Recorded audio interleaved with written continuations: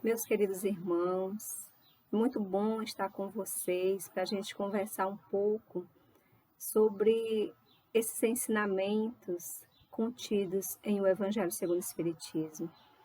A gente vai dar sequência ao capítulo 21, que traz como título Haverá falsos cristos e falsos profetas. Nesse capítulo, nós vamos ter as instruções dos Espíritos. E hoje, nesse momento, a gente vai conversar um pouquinho sobre a instrução que intitula-se como os falsos profetas da erraticidade. É uma mensagem trazida pelo Espírito Erasto, que foi discípulo de São Paulo. E essa mensagem ela foi psicografada em Paris no ano de 1862. Vale salientar que é uma preocupação desde Jesus, há 2000 anos, quando nos trouxe no sermão profético, versículo citando a presença dos falsos cristos e falsos profetas, e que esses poderiam fazer a derrocada de muitos de nós. E aqui, especificamente, em O Evangelho segundo o Espiritismo, Erasto traz duas mensagens. Uma mensagem que veio anteriormente a esta de hoje, são os caracteres do verdadeiro profeta, que vai abordando como a gente pode nos precaver, nos prevenir ante a presença desses que se intitulam vindos em nome do Cristo. E nesse momento, a gente vai falar sobre especificamente os falsos profetas da erraticidade.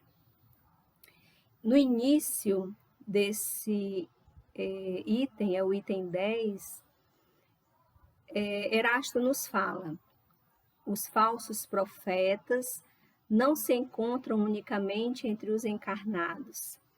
Há-os também, e em muito maior número, entre os espíritos orgulhosos, que, aparentando amor e caridade, semeiam a desunião e retardam a obra de emancipação da humanidade, lançando-lhe de través seus sistemas absurdos, depois de terem feito que seus médios os aceitem. E para melhor fascinarem aqueles a quem desejam iludir, para darem mais peso às suas teorias, se apropriam sem escrúpulo de nomes que só com muito respeito os homens pronunciam. Então, somente esse parágrafo, Erasto nos pinça vários pontos importantes. Erasto nos alerta que, primeiramente, quando se refere aos falsos profetas que foram citados por Jesus no sermão profético em Mateus, capítulo 24, vai falar desse momento turbulento que é a transição planetária, desse momento em que nós passamos por tantas provações de nossa fé, provações de nossas crenças, de nossas certezas. Então, nesse momento de transição, o que acontece? Muitos, principalmente entre os que se encontram na erraticidade, os que se encontram desencarnados, e aí Erasto frisa, né, que em muito maior número se encontra entre os desencarnados. Para quê? Para nos trazer a desunião e retardar esse nosso momento, que é um momento importante, é um momento que nos convida aos desafios, a vencer os desafios. Mas se a gente perde a nossa fé, se a gente se prende, se enclausura, nós nos afastamos enquanto seres sociais uns dos outros. Nós vivemos um insulamento, e hoje nós vivemos um insulamento, de fato, não só um insulamento emocional, o qual já vivíamos, hoje nós vivemos um insulamento físico, e isso faz com que muitos percam a sua fé, a credibilidade nas palavras de alguns que pronunciam de uma forma vã. Esse ensinamento de Erasto vai abordar o fato dessas pseudo-verdades chegarem de uma forma oblíqua, né?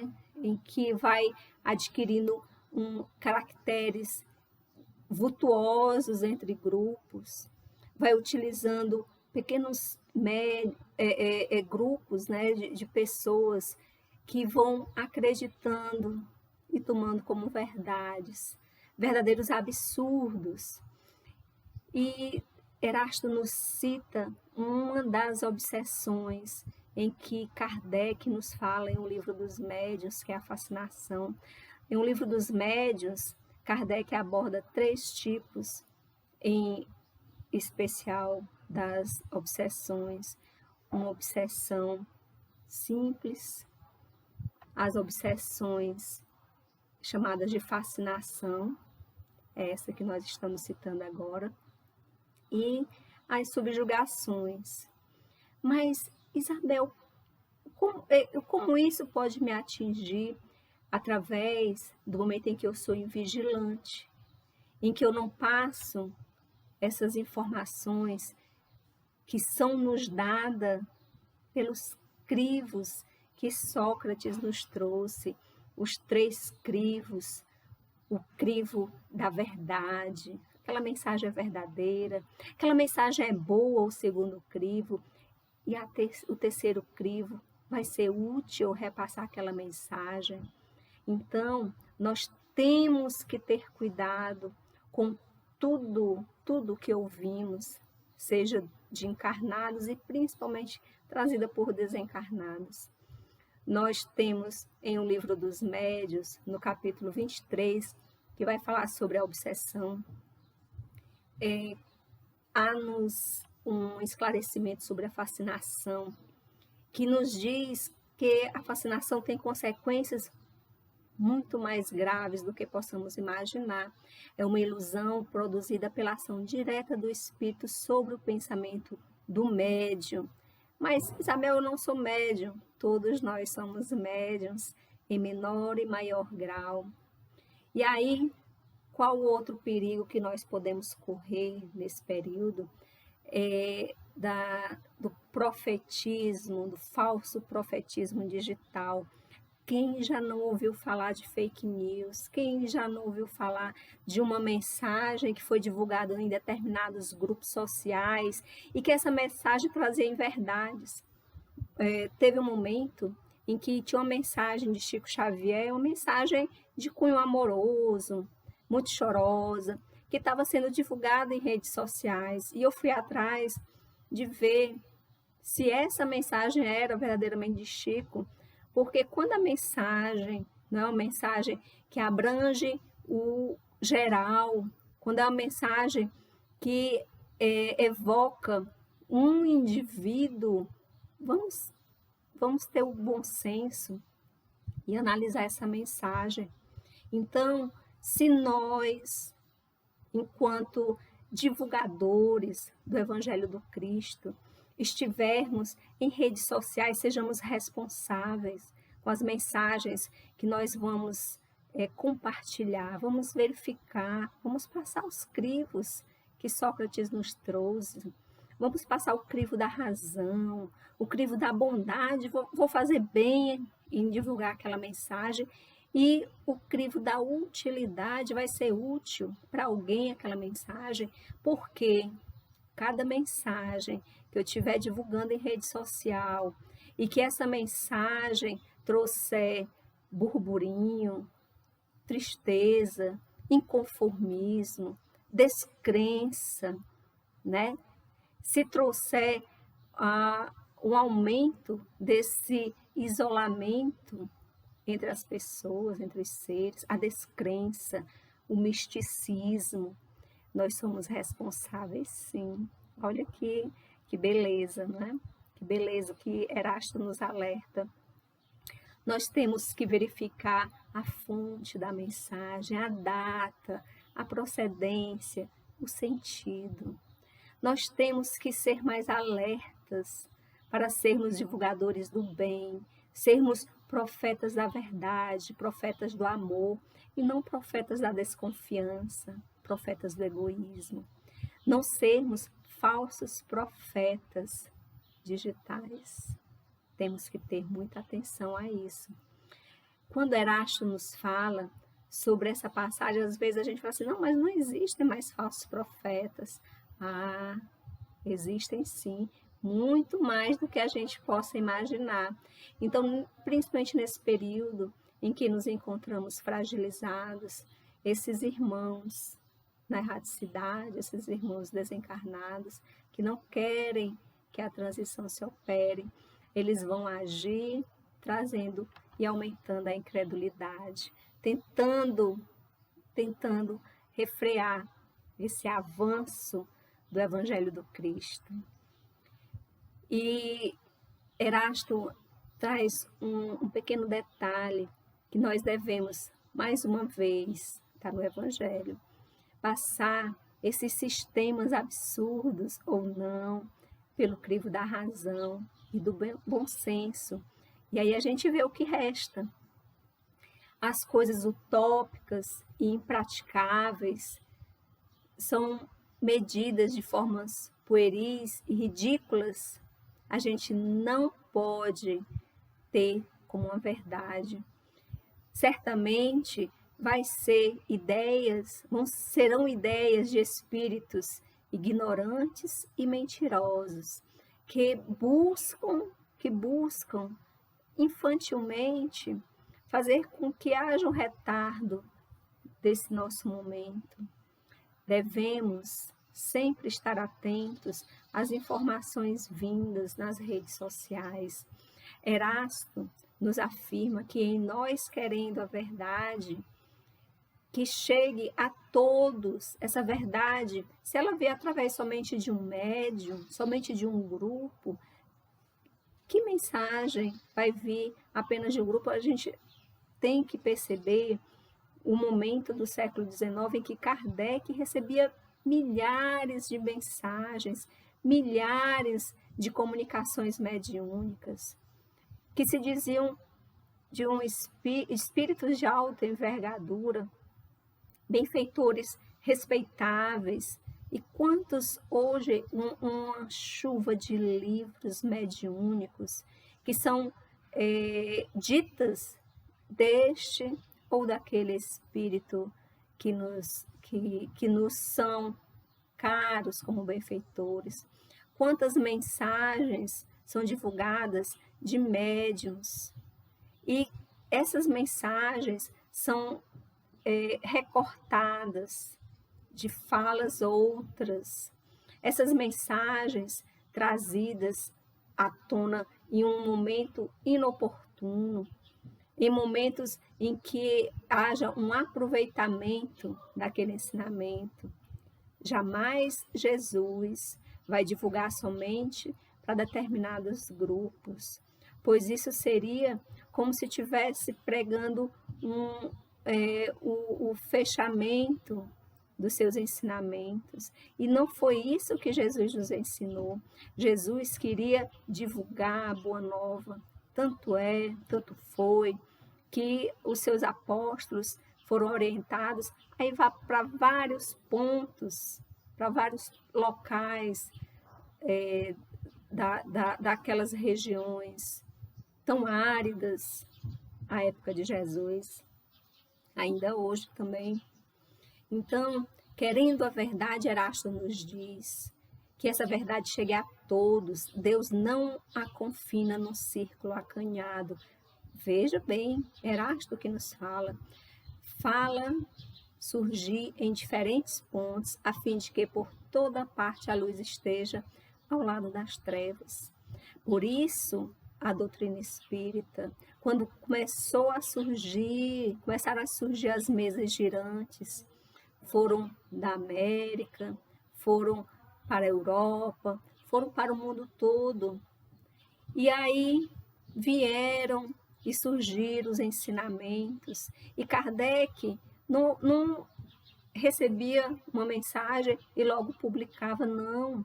Ele recebia várias mensagens de vários médiuns e as analisava para ver se elas traziam o mesmo ensinamento, para que depois disso, depois de serem analisadas, poderem ser divulgadas, porque nós temos responsabilidade nessa divulgação.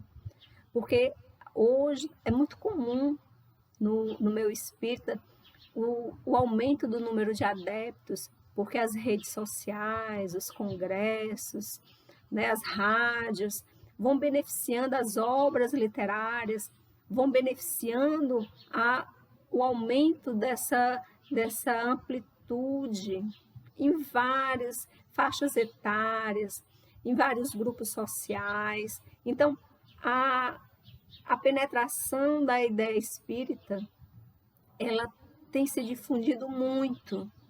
Contudo, nós estamos ficando na superfície das informações, sem buscarmos aprofundar nas obras básicas, primeiramente, nas obras complementares.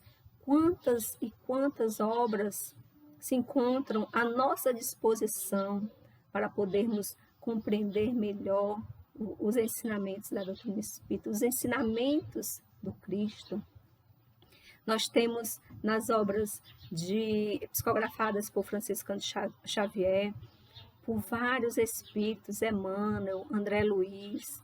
Temos as obras de Valdo Pereira Franco, Manuel Filomeno de Miranda tem uma obra muito boa, que eu sempre, quando vou ler alguma coisa sobre o assunto de fascinação, gosto de trazer essa obra como uma sugestão aos médiuns, que é a obra Nas Trilhas da Libertação, que fala exatamente de um grupo em que há um trabalho mediúnico muito bem desempenhado, muito bem estabelecido, mas o médium e os trabalhadores daquele grupo começam a se envaidecer, que é um problema, o nosso narcisismo.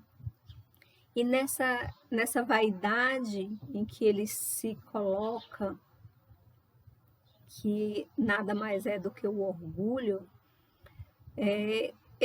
o mentor responsável pelo trabalho não consegue mais passar nenhum tipo de ensinamento para o médium, nem para aquele grupo.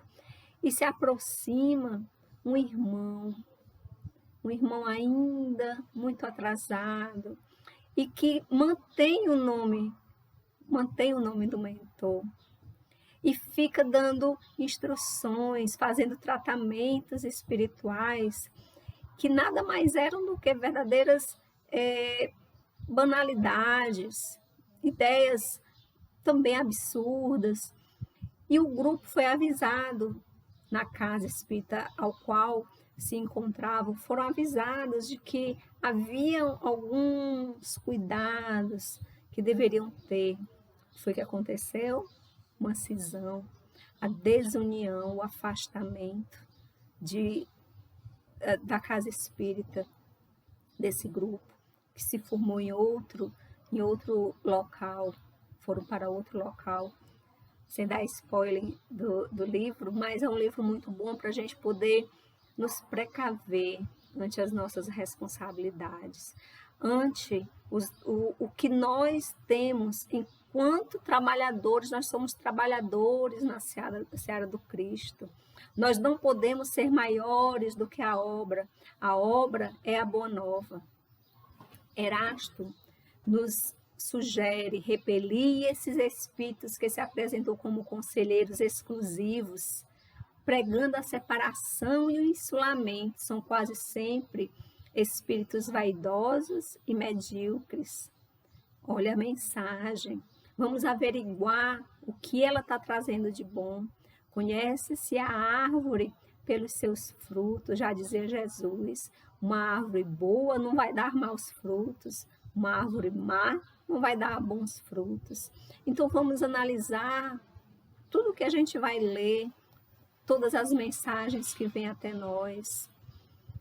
Erasto fala: desconfiai das comunicações que trazem um caráter de misticismo e de singularidade, ou que prescrevem cerimônias e atos extravagantes.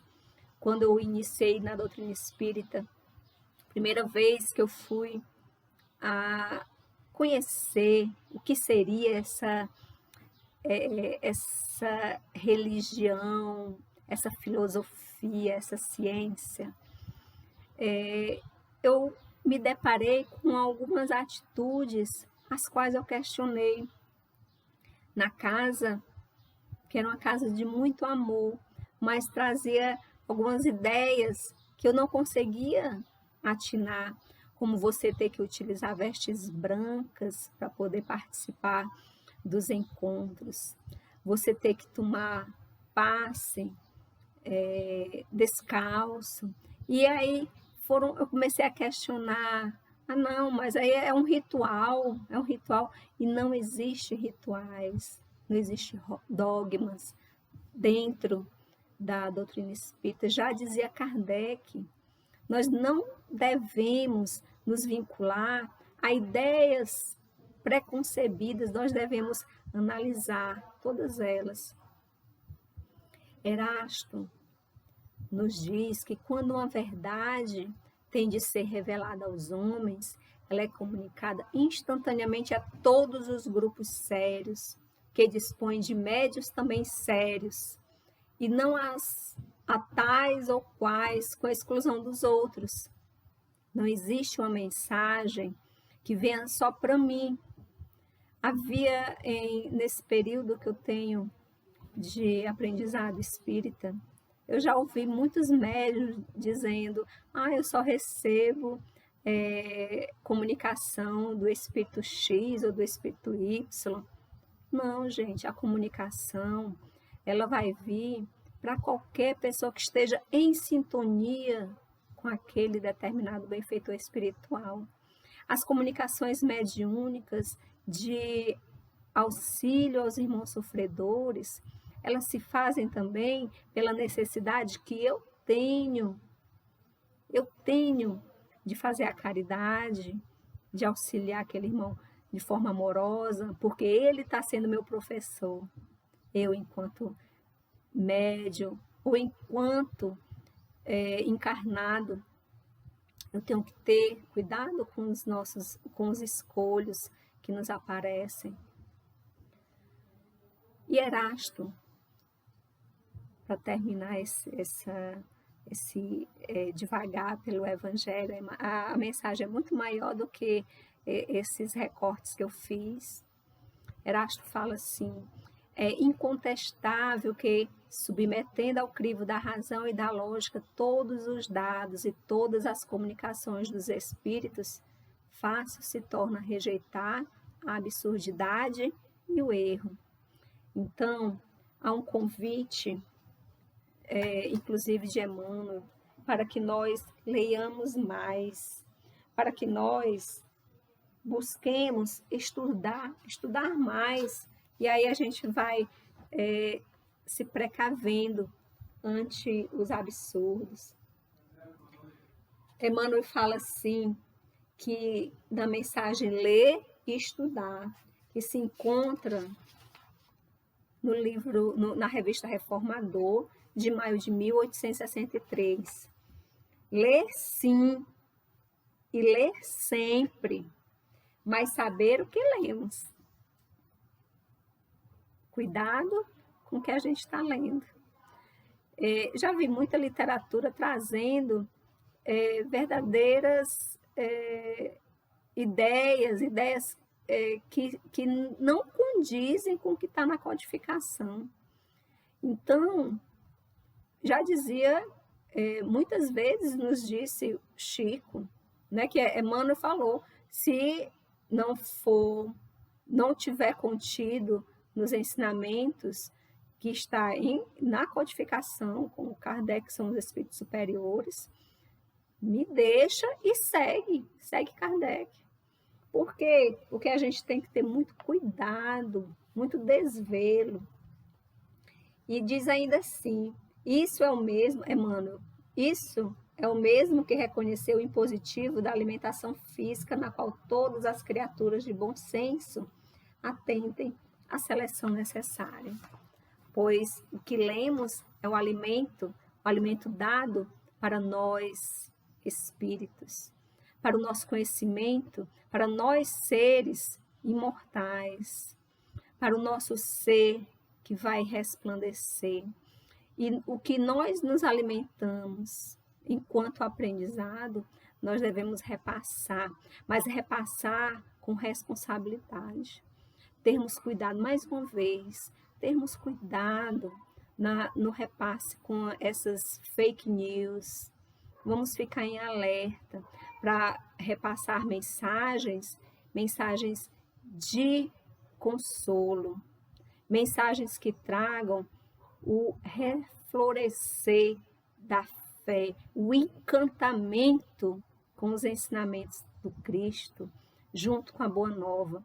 Não nos esqueçamos nunca, jamais, que o Cristo não iria nos deixar órfãos e sempre estaria conosco, seja em momentos felizes, seja em momentos, e principalmente em momentos de dificuldade.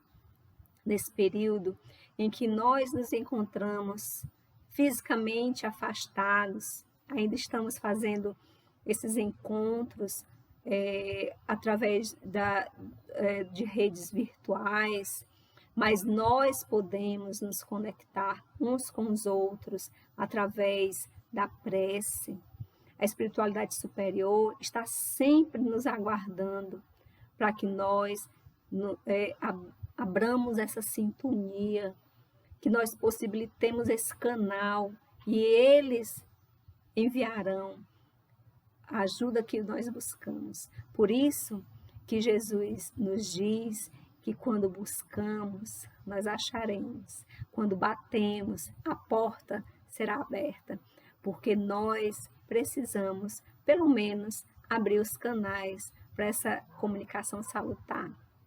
Eu agradeço a todos que estiveram comigo nesse momento e principalmente aos bons espíritos que nos inspiraram, nos orientaram. Eu gostaria de agradecer a todos os irmãos do Lar dos Humildes que nos convidam amorosamente para colaborar com tão pouco que nós temos de conhecimento, mas mesmo assim é uma grande alegria poder fazer parte dessa família universal, essa família Lar dos Humildes, essa família em Cristo. Que Jesus possa nos envolver e que em breve possamos nos reencontrar. Fiquem todos na paz do Cristo.